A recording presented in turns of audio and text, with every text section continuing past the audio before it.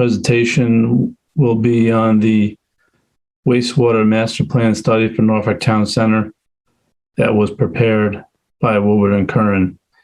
The study, well, and you'll see a slide on this, but in the event, the study was funded through a grant that the town received through the Department of Housing and Community Development, which we applied for through the Housing Choice Program. So the work that you see to put this plan together was fully funded by a grant. There wasn't any, at this point, any town money that was added to the study. It was all funded through the grant. What I'm going to do, I think, Olivia, did you get the co-hosting? I did. Let me go ahead and make sure I can share my screen.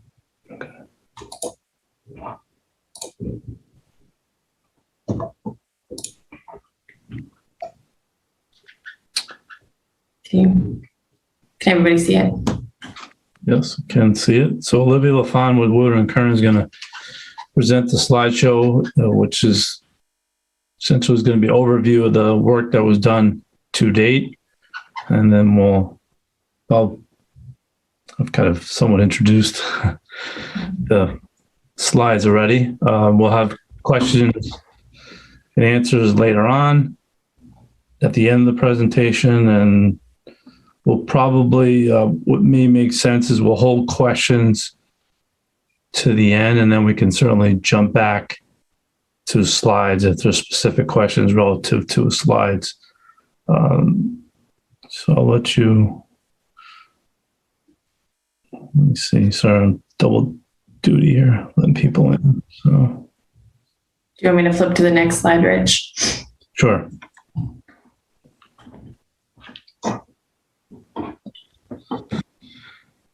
Okay.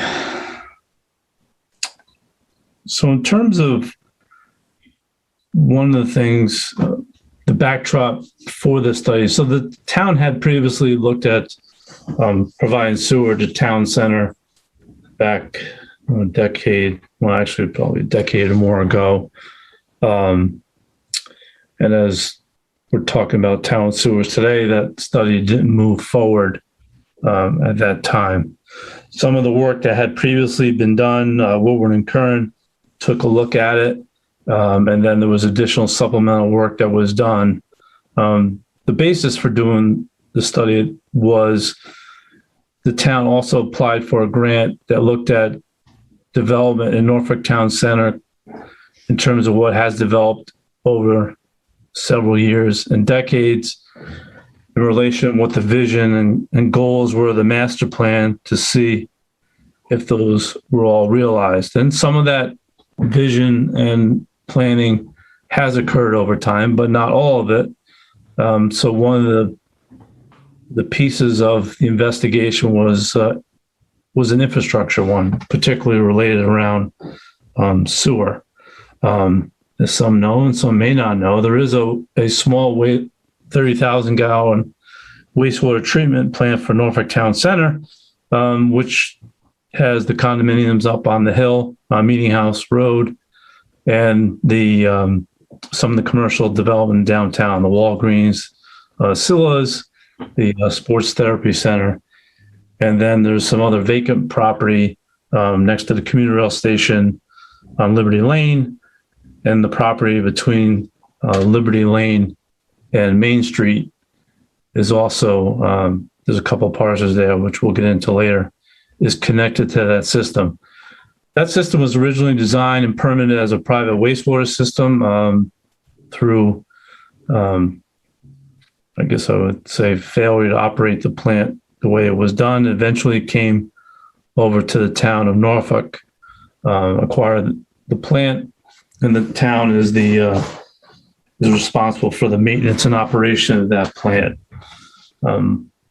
Having seen some of the development that has occurred related to sewer, the question was, could sewer help with some of the other development in Norfolk Town Center?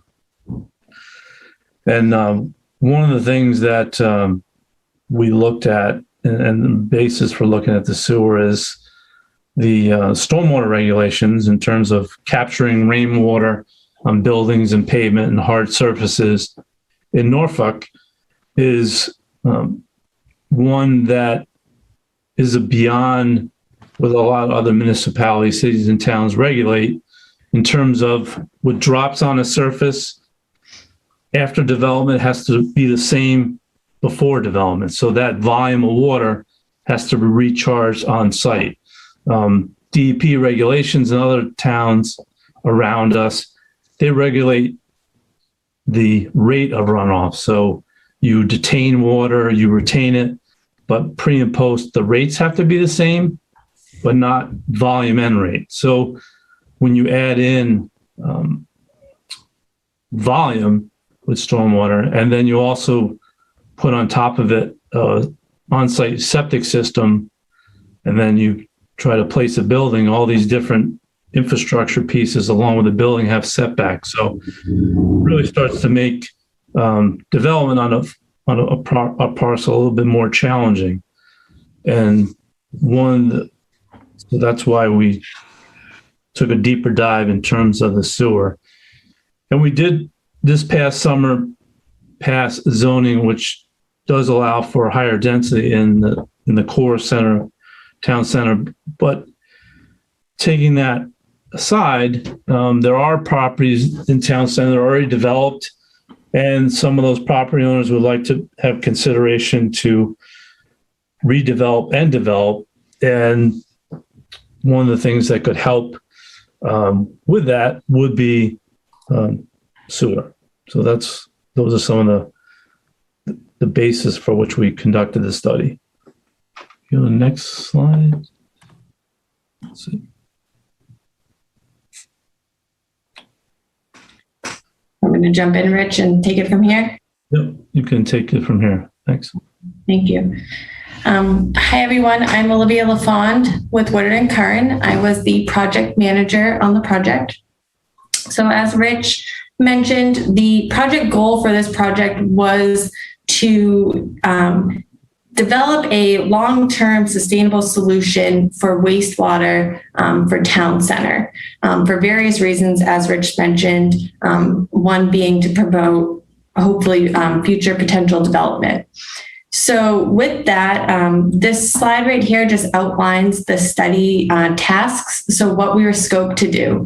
So Woodard & Curran was scoped to first explore sewer options. So the options that we looked at were the potential of expanding the existing plant. So that existing plant being the Meeting House Road Wastewater Treatment Facility.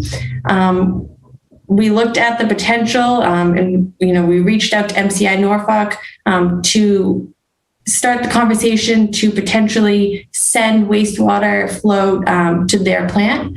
And then we also evaluated the option of a new wastewater treatment facility altogether. With that, we developed flow projections and a conceptual wastewater system. So we needed to figure out what flows we're talking about. What is the area for these sewer flows? And then how much flow are we talking from that area for when we looked at these different expansion or connections or new plant options. We were tasked to assist the town with public outreach efforts to properties that would be in this potential sewer district. And then we outlined potential funding sources. So, how can this project be funded if it moves forward, and then develop next steps. So through that, the work that was completed, the first step and the first thing we did was we reviewed town records and various documents. We reached out to the town and they did a data dump for us and we went through everything. As Rich mentioned, there was previous wastewater studies that were done and we didn't want to, fully repeat any efforts. So we went through previous studies that were done. We talked with the town. We researched and, did our due diligence to figure out what was going on at the existing plant, and just basically worked to review, all town records. With that, we also did various site visits. These were visits to the existing Meeting House Road treatment plant, as well as, walking the area, looking at the existing properties and the potential sewer district, as well as, it's not listed here, but looking at various sites for a potential discharge field. We provided a conditional assessment of the Meeting House Road wastewater treatment facility. So we had various engineers go up to the existing facility and perform a condition assessment of the existing facility to determine its existing condition and develop a list of potential recommendations for any improvements and just get a feel for the overall condition of the existing plant. We evaluated the existing flows and future flows to the plant. So as Rich mentioned, it's a 30,000 gallon per day plant. And when it was built by a developer, and then the town later took that over. So the existing plant was built to serve. So it was built to serve both the townhomes that are up on the hill, as well as various properties like Walgreens and Zillas, and then a couple of other parcels. But with that, the way that the plant was built and how it was all contracted is it has what's called reservation flows. So we did a review of these reservations. So there's existing parcels and properties that go to the existing plant, but there's also parcels that aren't currently developed, but they have a reserved flow, so a reserved future flow for that plant. So we worked with the town to kind of dig into that a little bit and figure out what was available and what was actually going to the plant now as far as flows. We also completed a capacity analysis of the plant. So we took a look at the hydraulics to see if there was any, hope for expansion, or if any of the existing basins were oversized that we could potentially reutilize in order to bring more flow to the plant. And then we also reached out to MCI Norfolk to discuss the potential of a future connection. Throughout this whole project, we met with town groups, the administration, planning committee. We worked in line with the B1 zoning committee. We worked with the town's consultant, MAPC. It's not listed, but Parks and Rec. We just worked with various town groups who received input on this project, just so we weren't, working in a vacuum. Everyone had their say in what we were looking at and the different options that we were reviewing. And through those meetings, we then developed a town center sewer district, which I will show you on the next slide. But we made sure that everyone had input and worked through what that sewer district should look like. We also assisted the town in scheduling outreach to these potential sewer district parcel owners. We wanted to get a feel for the various properties and what the property owners were thinking. Are they interested in sewer? Do they have development plans? And just kind of get a feel for everyone's interest, and similar to what we're doing now, just looking for feedback. We then reviewed the findings with the town. From that, we then furthered the development of a conceptual plan for the future wastewater district. So that district, after various iterations and going back and forth, this is kind of where we landed. And this is still preliminary and would need to be finalized as we further this project. But what you see here would be the sewer district. So for reference, what's outlined in orange, that's the B1 zoning district.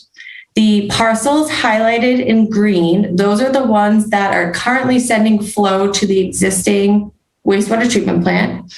The ones in yellow are the ones that I mentioned that have reservations. So they're not currently sending flow. However, they have reserved flow at the existing plant. And then the blue parcels are the ones that we kind of honed in on with this project. Those are the ones that currently do not have wastewater and would potentially, these are the ones that we'd be serving with whatever our proposed solution was. So looking at those blue parcels, we developed flow projections. And again, this is still a work in progress. We'd have to finalize this based on, further conversations with property owners and development plans. But looking at the blue parcels, this is where we ended. For round numbers, where we'd be at about 22,000 gallons per day is what we would be looking to serve with future wastewater. So what is the proposed plan? What was the next step that we took? So as I mentioned, we did a condition assessment of the existing plant, and the existing plant it's in good working condition. The plant currently has 2 treatment trains, and it's only utilizing 1. So basically, the plant's basically working at 50% capacity. However, as I mentioned, there's reserved flows to the plant. So although only 50% is utilized, the full 30% is accounted for. So there isn't really any leftover flow that we could utilize with those blue parcels per se. So what we kind of decided on and what we're moving forward with and what we're going to present here is new wastewater infrastructure. So since the existing plant's in good condition, the thought is, let's fully utilize that and basically get its full life out of it. And in the meantime, we can develop a new wastewater system to serve those blue parcels. However, looking at a new wastewater system and a new treatment plant, we would want to keep expansion in mind with the thought that, the long-term goal would be for once the existing plant kind of comes to the end of its life, we could bring those flows to this new plant and expand for the future. So the goal would be for the town to ideally only have 1 plant in the future. So a conceptual wastewater system, as I mentioned, expandability is key. So we would design and construct a system with the ability to expand. So that's both the collection system and the treatment plant, as well as the discharge field. We would want to locate the discharge field and plant in a location that it could expand in size infrastructure for potential future connections. So for a conceptual location, what we are proposing is utilizing the existing fire station property. We wanted to focus in on a property that's already owned by the town in order to eliminate the need for property acquisition, which would just, add on to the cost of the project as well as the timeline of the project. So the location that we're looking at is the existing fire station parcel. The benefit of this is it's located in an area where those blue parcels that were previously shown on the sewer district slide, they could all flow by gravity to this location. And then we could locate a plant someplace on this property to serve those parcels, as well as expand in the future to serve future development. And this is very conceptual, high level right now. I know the existing fire station is under design to build a new fire station. So as this project would move forward, we would work hand in hand with those designers to, figure out the best location on this property for this treatment facility. A majority of the treatment system would be located underground. There would just be one building, and it could be moved around. We have to further our design, and we have to do geotech and further design is needed. But the plan and what you see here, the schematic could be moved around, and we would work with the town and with the fire station designers to make sure that we're collaborating that as we move forward. So for the discharge field, and for those of you who aren't familiar, when I say discharge field, basically all of the wastewater is going to flow to the plant The plant will treat the wastewater, and then from there needs to be a location to discharge this treated wastewater. So we need, similar to a septic system that has a leach field, we need a groundwater discharge field. The only difference is now this is treated water. So the first step that we did was we performed a desktop analysis to look for any potential site constraints throughout the sewer area, as well as we wanted to focus in on a town-owned property again. When I say site constraints, I mean things like wetlands, a floodplain, any potable water source, known endangered species, things like that.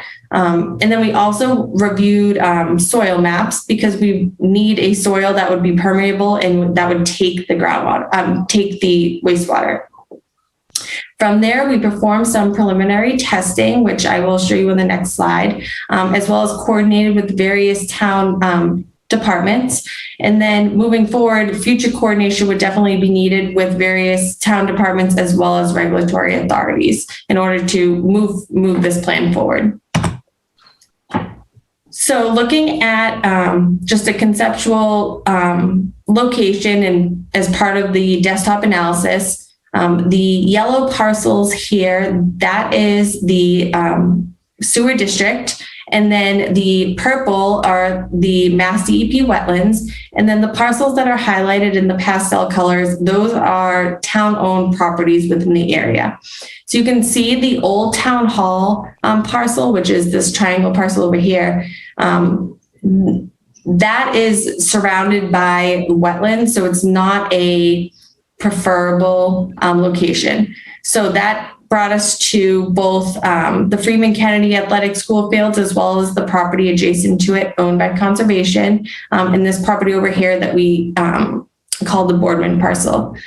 Since the wastewater would be flowing to the fire station, which is located over here, the Freeman Kennedy school fields are the closest fields. So those are the fields that we kind of took the next step in analyzing. So we did some field work. We coordinated with Parks and Rec, and we installed 3 groundwater monitoring wells and performed 4 soil borings.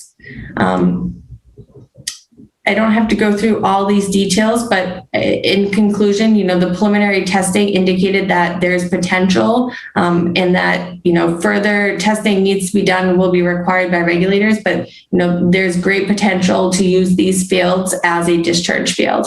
The soils from the soil borings, fine sands were found and no groundwater was encountered. That's a good thing, because that tells us that the groundwater levels are low in that area. So, sending wastewater and discharging to the ground, it shouldn't be an issue. However, again, additional testing will be needed in order to determine the exact discharge capacity. Looking at a general conceptual sewer layout, green here, you can see the green lines. Those would be the collection system. We looked at 2 options. This is the first one, where the collection system would be located down Main Street and flow to the fire station. And then the second option that we looked at would require easements, but would go in the back of these properties over here. And the reason that we looked at that is a way to potentially minimize costs that would be associated with paving, as well as the disruption to Main Street. Again, both of these would need to be vetted out as you further the design. So the flow from the wastewater would flow by gravity to the treatment plant. Treatment plant would be located someplace around here on the fire station. Once the flow is treated, it would then be discharged to the discharge field, and it would flow through a force main to get there. So that's just a pressurized pipe. So that's what this figure here is showing. The blue line would be the pressurized pipe that would then go out to the discharge field. Rich, do you want to talk about the outreach efforts? Sure. How we approached the outreach was we identified the property owners within the area that was discussed previously by Olivia. I sent them a letter, and of course, we ended up meeting virtually with them to discuss their property in terms of have they considered their property for redevelopment? Do they have long-term goals or not long-term goals or not?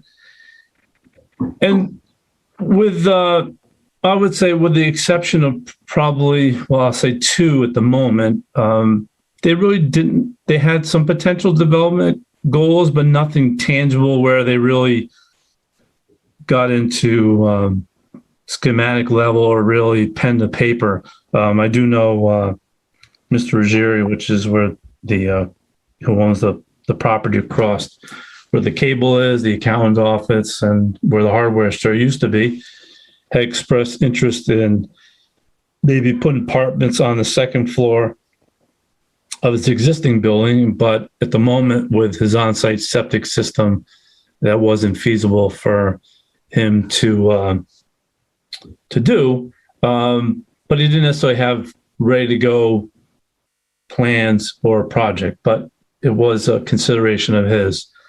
And this wasn't necessarily based on the new zoning, which does allow for higher density. This was based on the previous existing to allow for residential development. So it wasn't even contemplated on a higher density. It was just more in terms of, again, flexibility and trying to have a site which has tenants on it, there's parking, and taking a building down or doing modifying a building while you have it occupied, trying to put all those puzzle pieces together. The sewer certainly would help potential long-term for him and his partners. Then Mr. Bassini, who has the property where the dry cleaners are, and the mart on Rockwood Road, again, very limited property for development without sewer.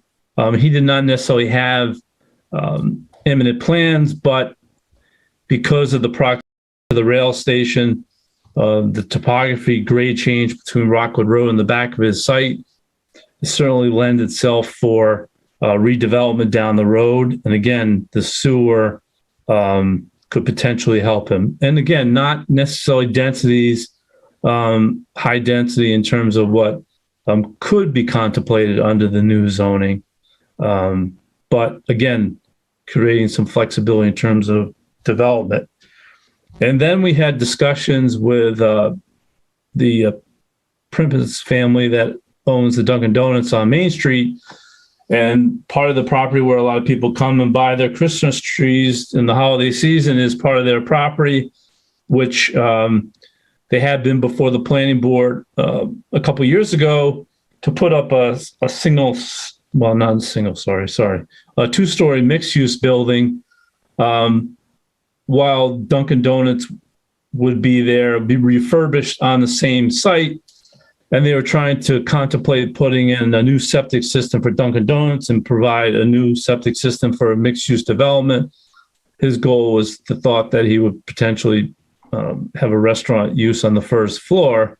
But again, the challenges with septic system and trying to keep one business operational and dealing with a drive-through, not high density again in terms of mixed use, but again, the sewer would provide that development opportunity potentially to be realized. So his plans are more tangible. He's anxiously waiting to see if this project does move forward. And he is somewhat being pushed in terms of Dunkin' Donuts. As you probably know, Dunkin' Donuts, if you go in them, they change their branding, the stores, and they tell their franchisees you need to make improvements to keep up with the pace of changes in the industry. So he's under a little bit of pressure to try to execute a development plan. And then across the street from where you have the house that has apartments in it, basically across from the fire station, which then in the rear to that, next to the commuter rail parking lot, There's an auto body shop. That property owner, he recently came forward and again expressed interest in potentially developing and redevelopment, and expressed that the sewer again potentially could help with development there. In terms of density, or I will say higher density, that were some that were more involved in terms of the B1, the town center zoning changes. Those are really more focused on the property that's adjacent to the rail station on Liberty Lane, primarily, but then the other two properties in between Liberty Street and Main Street, because their maximum sewer flow for all those three properties is 10,000 gallons a day. Oh, excuse me, 11,000 gallons a day. So that, in terms of sewer flow, isn't necessarily a lot if you're trying to put a restaurants, apartments, and other commercial use.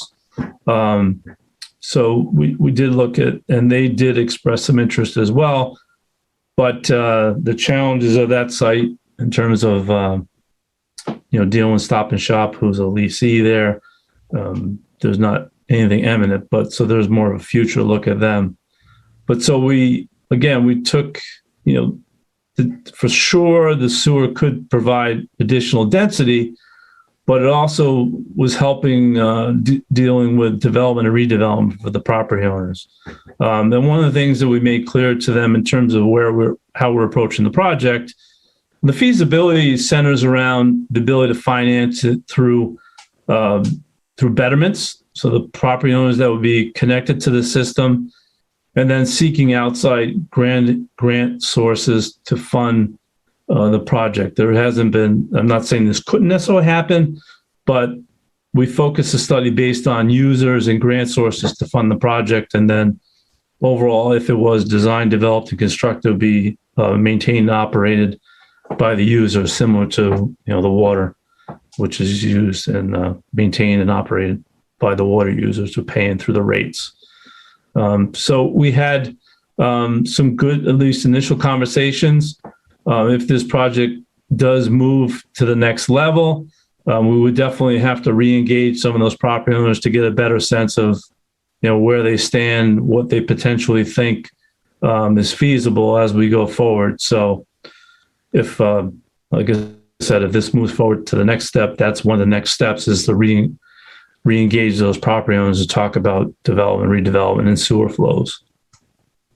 I think that covers that portion of it. Go ahead. You good with this slide too? Yes. Yeah, pretty much cover everything on there. Okay, just touching on general cost estimates. Again, this is just very preliminary, but an estimated range based on the conceptual design that I'd showed you. The cost would be between 4.7 to 7.1 million. And that is, all in. So engineering, permitting, bidding, construction phase services. And the reason why there's such a fluctuation in that range is, it's dependent on the different concept. Are we putting the collection system on Main Street? Are we putting it behind the properties? We need to still finalize, and I think I touched on this a little bit.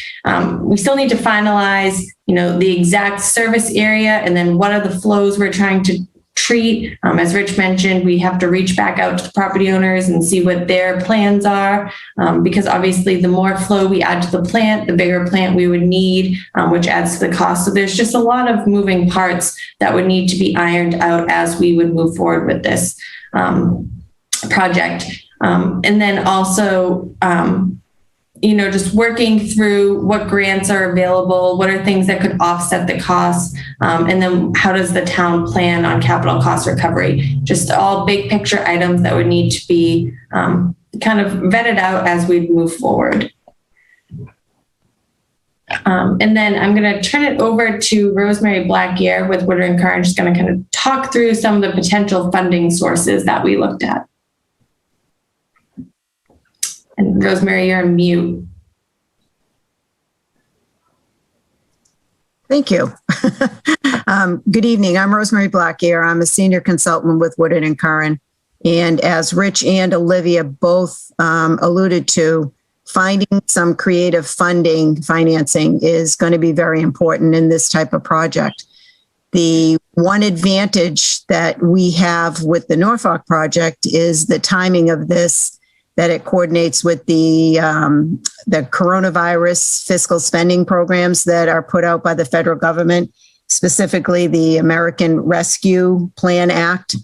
It's very rare to find grants for wastewater projects. And with this stimulus funding it's coming out in different programs, wastewater projects are probably one of the main projects that towns are funding. So looking at types of funding, there are low interest loans available. Right now, they're at 2% through the state revolving fund loan program. That's typically referred to as the SRF program. That can be borrowed for 20 or 30 years. And I can say probably the majority of municipal projects, wastewater projects like this, are funded through the state revolving fund program. That is a loan program that applications are due in August, and it goes through a process where it's been very competitive the last couple of years. And it goes through a process with Massachusetts Department of Environmental Protection and eventually being funded through the Massachusetts Clean Water Trust. So that's one program that projects similar to this are funded through. For grant programs, what Massachusetts has is the Massworks grant program, which is a culmination of a number of smaller grant programs. The state compiled, it was community development action grants, public work, economic development grants. There are a number of small programs that the state compiled into this one program called the Massworks grant program.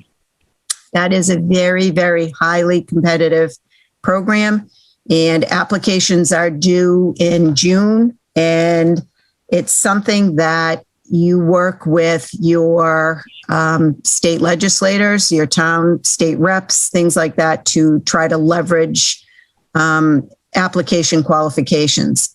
There are miscellaneous state and federal grant programs.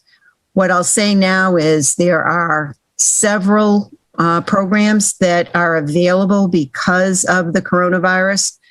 When the congressional spending actually put back earmarks, which are submittals requesting through Congress, through both the state and the House, looking at putting earmarks, kind of a placeholder in the federal budget to pay for projects. And right now, the current administration has committed to 2 fiscal years of submitting earmarks. One was fiscal year 21, which we actually just did. We submitted for a number of clients in March through the House, and then in July again through the Senate. They have committed to doing this for fiscal year 22. And so we expect next spring and early spring, late spring to be submitting again. That's an area where it's not limited. Like the state revolving fund is limited to construction. It does not cover design.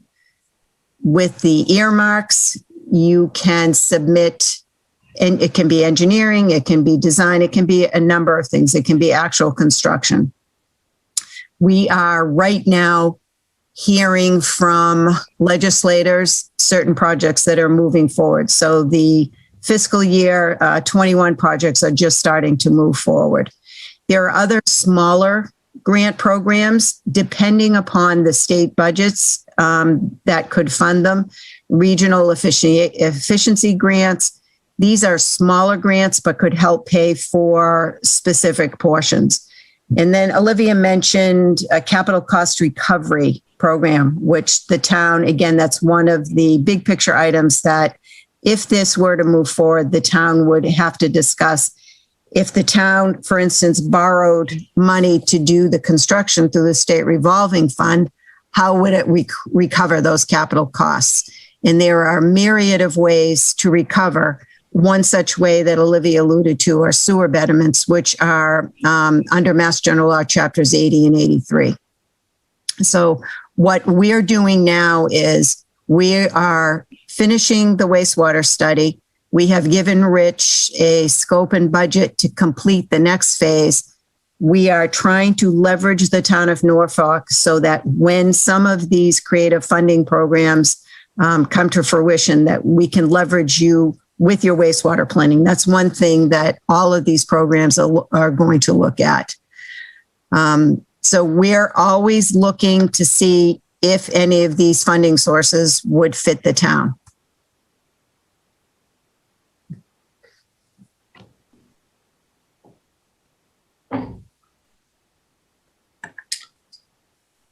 Thanks, Rob. Rich, you want to talk through next steps and schedules? Sure. Thank you. In terms of next steps, one step that I did take last, and so I should preface before I get to that step. As Olivia mentioned earlier, we were working in collaboration with Park and Recreation because, as you some know and maybe not realize, we don't have children or participate in the recreation programs. The area where we looked at what is the recreation fields behind the Freeman Kennedy School as a potential location for the discharge field. And so when that idea popped up, I know that, I'm sure Ann and I know Ann's on anyway, she's listening, but there was concern. There are challenges in the town of Norfolk to deal with fields for playing as it is. To take athletic fields and take them as service would not be feasible whatsoever. So part of this sewer planning process has been that in order to make this project feasible, there has to be a no net loss of athletic playing fields. So some of the testing that we did, preliminary testing this past summer, we did it in a light technique where we had it was a drill rig on a tractor, with the belts to come in to just gently go in there, do some testing and come out and not do very invasive testing at that point to not disturb the playing fields. As part of that preliminary testing, at least it appeared that there's the reason to consider moving forward for a wastewater treatment plant in the area because of the soils and the geology in that area. But again, remember, no net playing loss. So one of the things that Park and Rec has been trying to do is expand additional soccer fields. And one such concept was to look at the conservation property that abuts the present fields. It's a woodland area that goes down, and then there's a wetland towards to the farther eastern part of it. So what I did, along with Ann Proto, the Park and Rec director, we met with the Conservation Commission last month in terms of whether they would be amenable to the Park and Recreation putting a playing field. And it was strictly a playing field for soccer. No lighting, no permanent structures in there, but just additional playing field. So the initial vote of the Conservation Commission last month was they were favorable, and they voted favorably for that concept. At the same time, I discussed with them the possibility of putting the leach field for the wastewater treatment plant on that property as an option as well. And in the conversation, I said to them that, I'm introducing it right now. I would have to come back and discuss it in further detail. And one of those details in terms of the land is under the care and custody of the Conservation Commission. Would a leach field underground and a playing soccer field on top of it be permissible under their care and custody? So that is a future conversation, which we'll have be happening next. They liked the idea, the synergy in terms of if you're going to put a soccer field, and they were open to the idea, a leach field underneath it, basically the septic field, like you have I have in my front yard where I live, and probably many people in Norfolk do. And then a soccer field on top is a good use. There's an efficiency to that, and you're maximizing that effort. But along with that line of thinking, the soccer has their needs, and we need to make sure we don't disrupt those. So the hope is going back to the Conservation Commission in December to talk about this further, that we would then get a better sense of their support for the idea.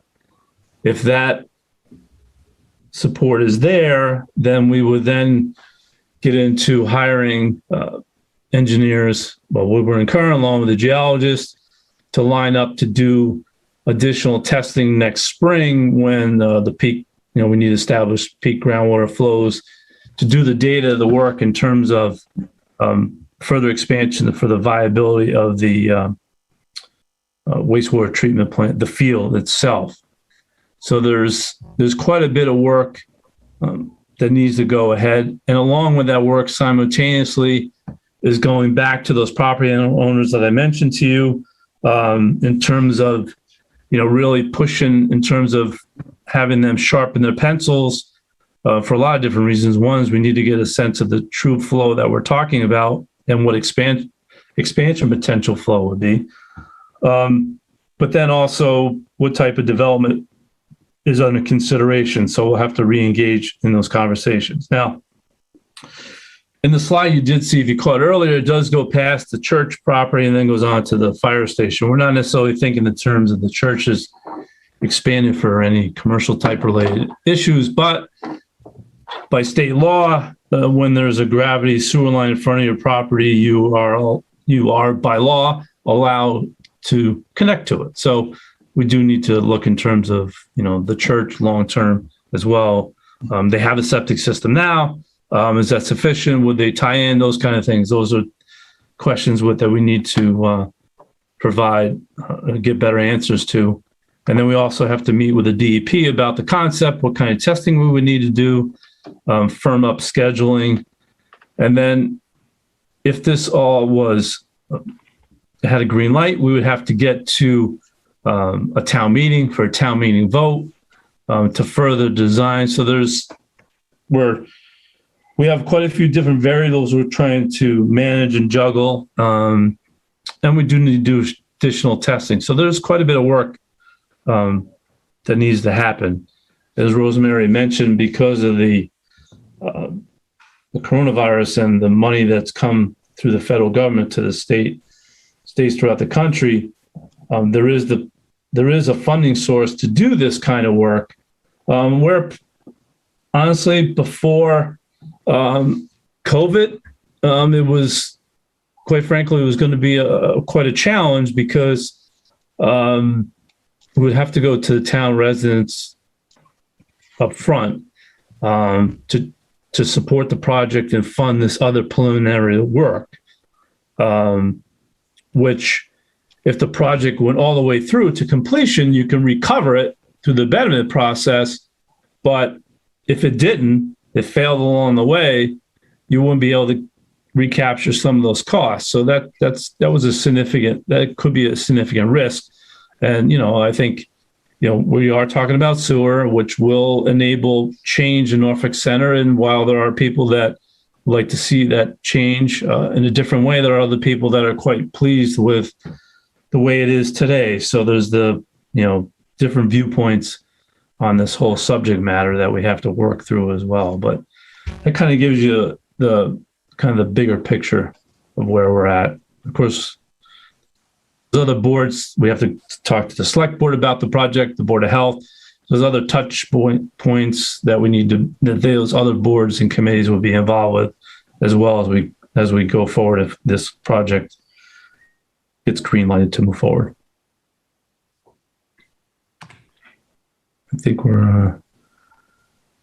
I think this slide is helpful to just give a perspective in terms of the work that's involved and the timing of it. as Rosemary mentioned, some of the funding and the grant deadlines in the SRF don't match up well necessarily, but so some of the timing has to get elongated because of those kind of deadlines as well. And then there's just the nature of what we need to do. We need to be doing stuff when we can establish high groundwater, which is not right now. We're getting closer, but we're not there at that point in terms of the season to do that as well yet. So that needs to happen as well. I think that we're up to the conclusion in terms of questions and answers. We'll have some answers. Probably there'll be questions that we'll have to get back to on answers, but I'll open it up in terms of if I'll take a look at all the participants. If you want to have a question, you can either, if I see you, wave your hand or use the raise hand function. I'm sure. Oh, let me see. Do I see anybody at the moment? Yeah, my hand up. You did? Sure. Your real hand. Your real. Oh, I saw a Zoom hand. All right, go ahead, Gary. Yeah, I always have a few questions. And they would, right now, what comes to mind is just around reliability and the all-in budget. So if you can maybe speak to that a little bit, just first, reliability. You said that you want to get to a single plant. I actually thought there'd be more reliability with two plants. Is it just because of age? And maybe some other questions that are related to that. What happens if something fails in the town? Do people stop using wastewater? Or I assume these systems are so reliable that they would never fail. But I'll stop asking reliability questions right now. Do you want me to jump in and answer that?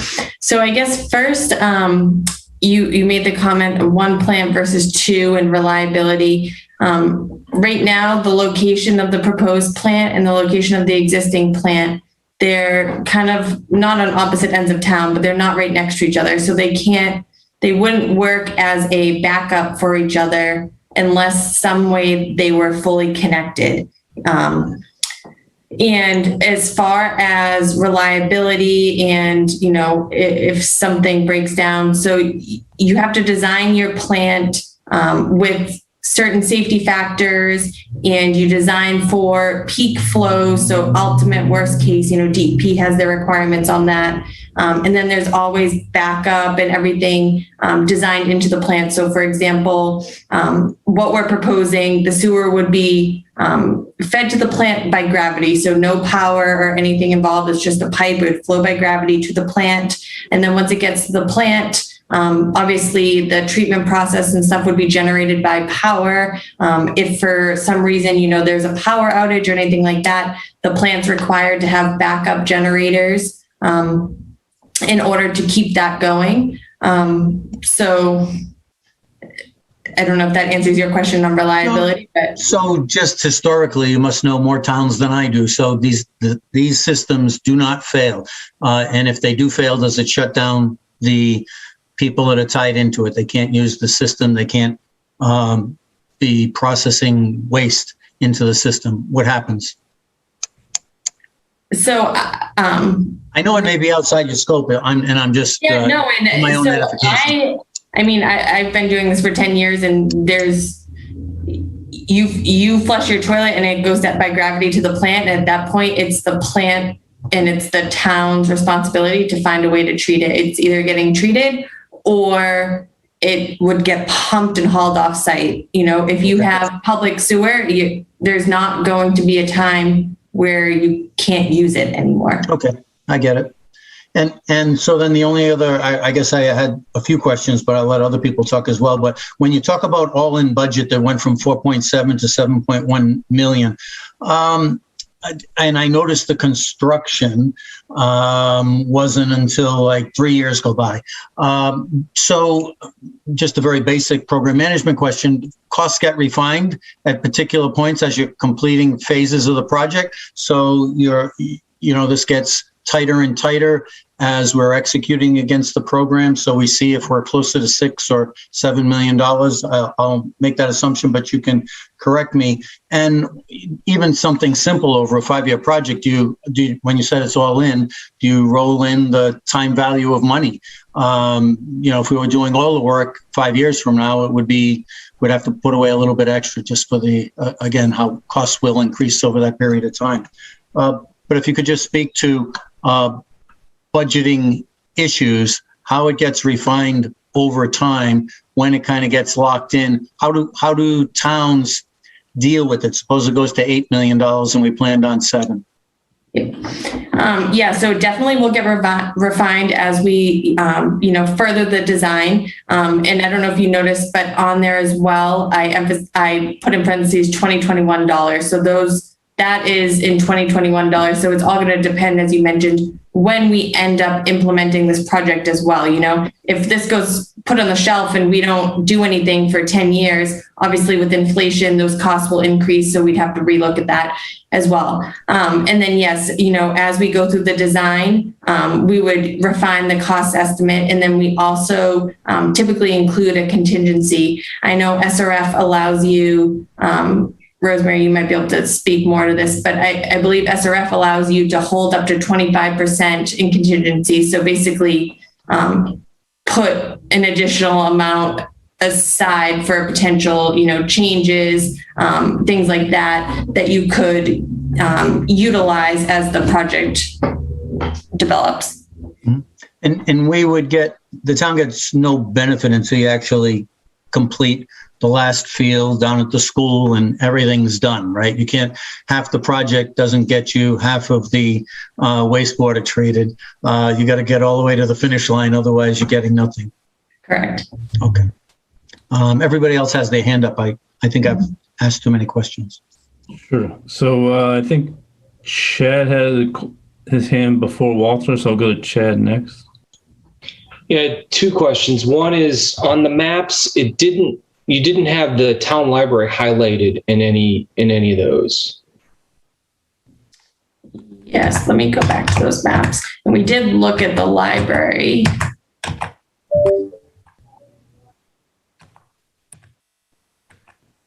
Getting there, I promise.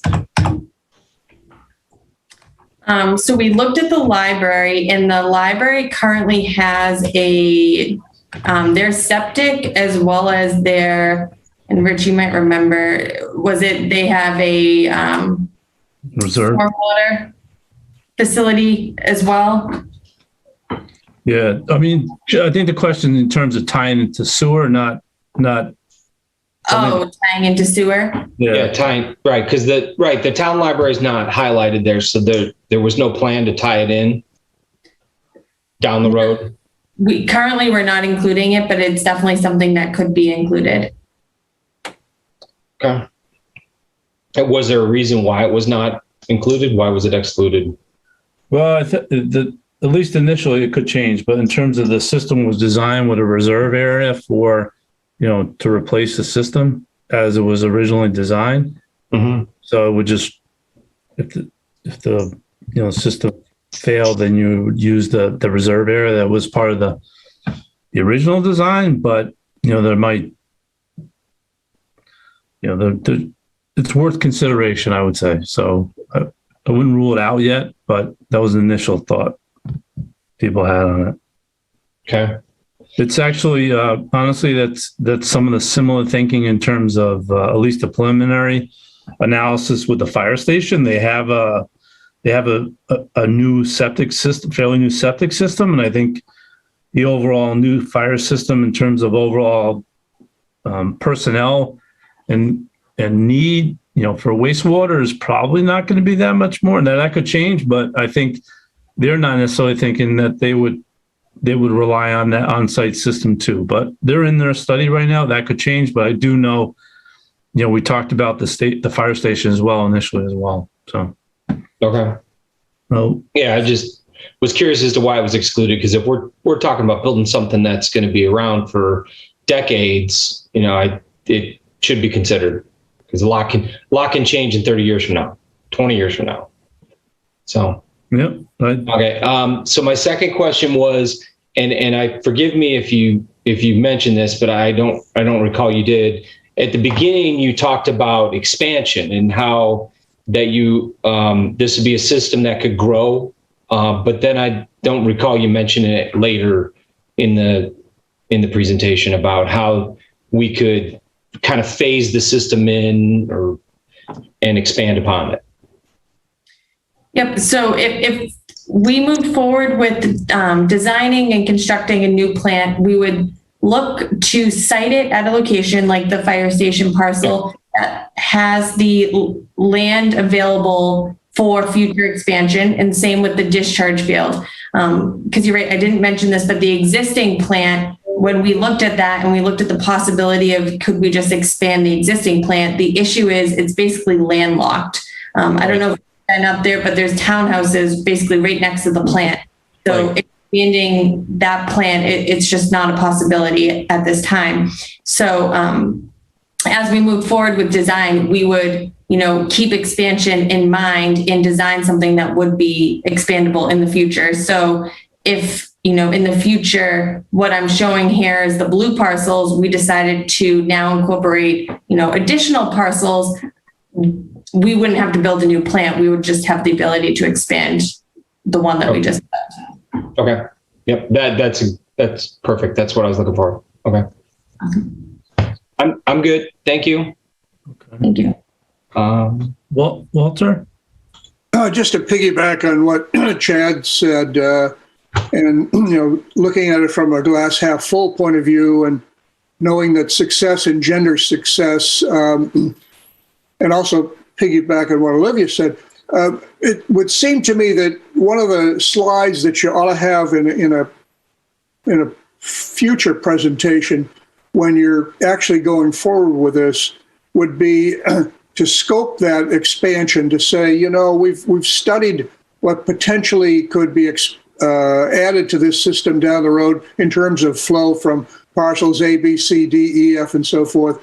And we think that expansion would be another 50% or whatever the number is. And if it were built today, that cost would be another 4 million or whatever. And we're designing the system such that it is, as you said to Chad, it is amenable to be expanded should the need arise. So that's one thought. Second, you mentioned, I think it was Rich who mentioned it, although it might have been Olivia. There's been some discussion, I think, with the fire station committee. What kind of reception did you receive? So I know some of the folks involved with the fire station. I haven't had any direct conversations yet on it, but I know they're listening and they're in their process. So I can't speak to it directly, Walter. I mean, I know they're aware of it, and they're listening tonight. So I have to get back to you. I don't have a good answer for you tonight. Okay, well, fair enough. Suppose for whatever reason they decide, gee, we really can't accommodate you. What's plan B as to where to put the plant? Yeah, I'm going to be probably scratching my head. I think the hope is, in terms of, as Olivia explained, we have some flexibility in terms of, they'll do their work in terms of the fire station, and we can work around it. So there's spots on the plan at the moment. So, but we will have to follow along. I can't tell you necessarily. Okay, I get your point. Okay, that's enough. Thank you. So I'm going to go to Christopher Curry. Yeah, thanks. I am I'm president of the Norfolk Baseball Association, so I have just a couple of quick questions, and I apologize if these were covered and I missed them. But the first one is, if that rec site is used for the leach field, how long do we think it would be out of commission, and how confident are we in that construction date? I've been part of a number of construction projects in the past, and as you probably all know, 6 months can turn into 2 years pretty quick. So my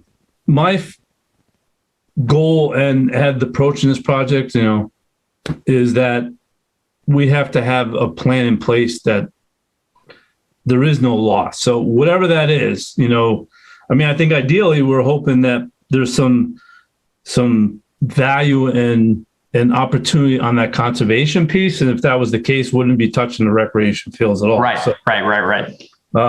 now, if that's not the case, then I have to have a plan, and I don't have that plan yet. But I know my commitment to Park and Rec and everybody is because it's not going to work if we can't. We have to come up with a plan. It cannot. It can't be based on the backs of, oh well, the project got extended, and sorry. No, it has to be. You have availability to do what you need to do for the duration of the project, so there's not a disruption to your playing. You follow me? So I don't have the answer to that at the moment, but say, for example, the town has to fund maybe leasing a field somewhere. I'm just spitballing, but I'm just saying it has to cover that. It's not an option.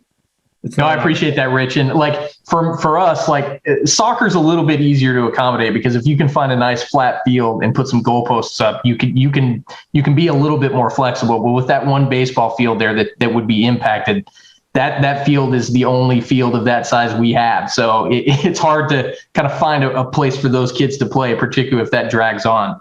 I guess the other part of my question would be if we do use that and the other fields that you can tell by this map that abut against that work, how impacting would construction be on those fields in terms of sound pollution or safety or other things with kids that are playing on fields that are right next to where that construction area is, but aren't necessarily impacted directly by that construction? So in terms of, first off, if there was construction there, it would have to be fenced off. So it literally has, there have to be safety barrier to prevent, kids or anybody for that matter getting into where the construction site would be. Right. So that would be part of the, commencement of the construction. In terms of I don't envision us actually having construction going on simultaneously with any activities as far as athletic fields go. That would also have to be part of it. So, again, it's which will play a factor, obviously, right, in the scheduling and the duration probably, but that has to take precedent because, I can't, I've got kids in sports as well. So, we have to we got to do it. We got to protect the kids and make sure they're fine. We can't have kids that would get meander and potentially get hurt nor be impacted from construction, right? So, so we'll be, I would think the school uses a little bit, so that might be a little bit, but in terms of like non-school programs, they wouldn't be working at that time. Right. Yeah. No, I appreciate that. Thank you. Yep. Go to Blythe. Walter, is your hand never down, or is it up? Walter. Blythe, you want? Hey, Rich. I'm putting on my fire station building committee member hat right now. The building committee met last night with the architect and started to look at all of we're looking at the existing conditions of the fire station and the site, and they showed us some maps where they superimposed how they read the B1 zoning and the setbacks. And by the time they colored the outer ring in green and then the inner ring in yellow, where you couldn't build, the site's starting to get pretty small. So they're going to be coming to talk to you about that so they can make sure what they're reading is correct. And the reason I bring it up is because they know that this concept is being discussed, and they know that generally we told them, well, we believe it would go, quote, in the back of the site. So they'll need your help to understand what we really can do with the fire station site regarding with the B1 rules, so we can figure out if it's possible to site both. So look forward to Don, Walter, or Ron Lamar giving you a call. Okay, thank you. Next, Thanks. I think Alexander believe was next. Hey, Richard. Yeah, so I'm actually representing, I guess, soccer. So one of the questions I had was, how is that going to work, right? With the fields, can we go back to the slides with the actual fields? Just kind of go back to that point. Is the plan that we're going to basically close them down? Like, are they going to, I guess, just timing wise, right? Like, so are we going to build out those the new fields with the conservation side? Then we're going to close down, and like, which fields are impacted? Just can we go into a little more detail on, like, we're going to shut these baseball fields will be shut off, and these, like, all soccer fields will be knocked off? And is the expectation that it'll be replaced on that new conservation, like all of those fields, or will we be getting kind of less? And I know it's a lot of details, but I was just trying to get kind of high level, like, what's the thoughts there? Yeah, so in terms of if the preferred option goes forward, which is, again, to put the new soccer field on the conservation parcel, that would be the location where the leach field would be for the wastewater treatment plant. So it wouldn't actually be we wouldn't be getting into the existing playing field area at all. I have to figure out the logistics to get construction trucks there, and I haven't given that thought. I mean, I have some ideas.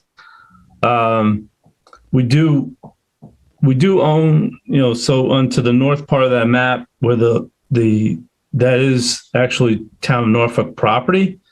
So it very well might be, we have to create a construction access point off of the roadway that gets back to the fields now that skirts around it.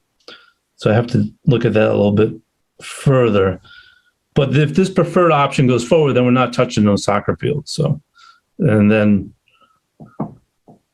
not disrupting. And we would essentially, I guess we would put up a fence. So where you're playing soccer now, where you'd be playing soccer then.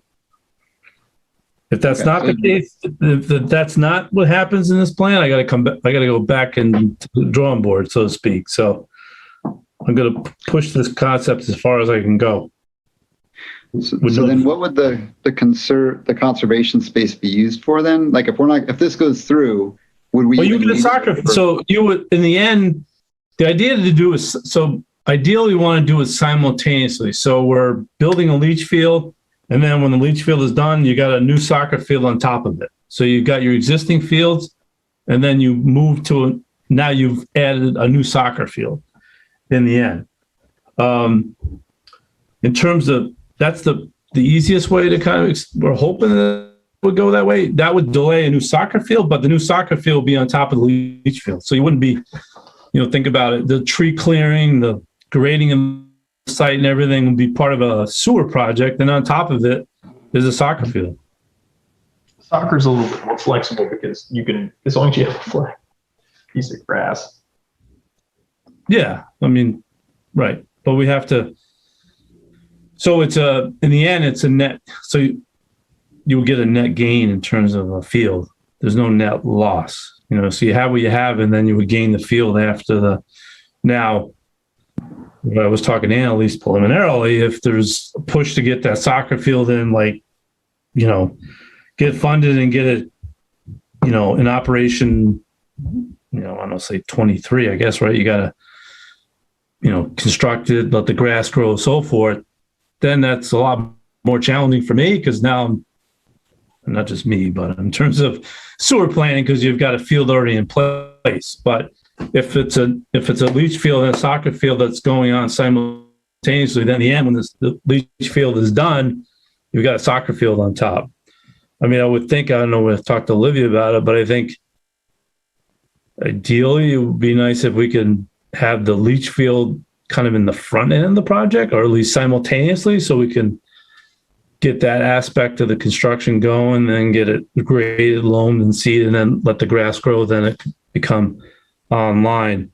If you looked at if you wanted to go back to the timeline schedule, we're a couple of months away from 2022. So if you look at there's some permitting issues through 22 and 23, and construction potentially starting in March of 24. So and I know these are ifs right now, we have to home in on things, but if a leach field was being constructed in April or May of 24, maybe you're into the field in 25. Because usually I think you want to leave it a year. I think at least that's generally to let it grow in. So Richard, if I'm hearing you right, what you're saying is the soccer fields potentially won't be impacted for seasons and all that. It should potentially be able to be used for Yes. if it needs to over the summer or rec department. Just trying to make sure. And eventually at the end, we'll get maybe an extra field out of it. Do you think it'll be the same way for the baseball side of things? I saw it kind of does look like maybe impacts that baseball field. I mean, do we think we won't be able to use that field that was on there, I guess, right against the line, or do you see that still being able to be used? In terms of the baseball field, so with that one? Yeah. No, we're not. It'd actually be the one to the south there. This one? That one, we call that railroad field, but yeah, that's the one that I think is marked by the line.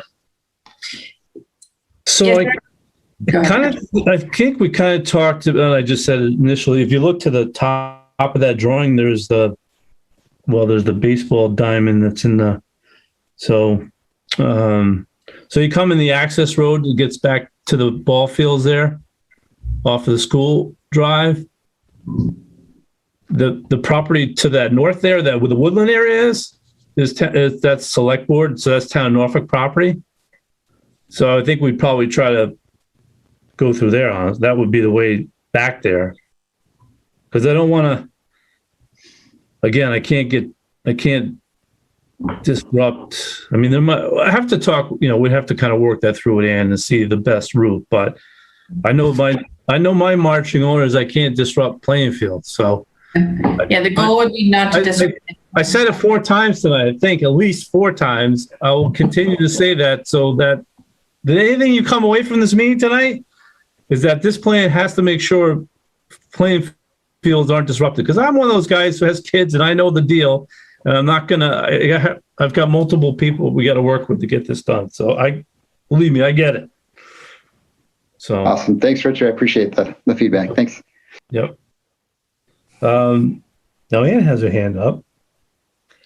I was just going to add that for all the people in this sports organizations, I'll send out a recap and sort of address things a little more detailed as, just a summary to everyone. What it really comes down to is, will the conservation land test out as usable for a leaching field?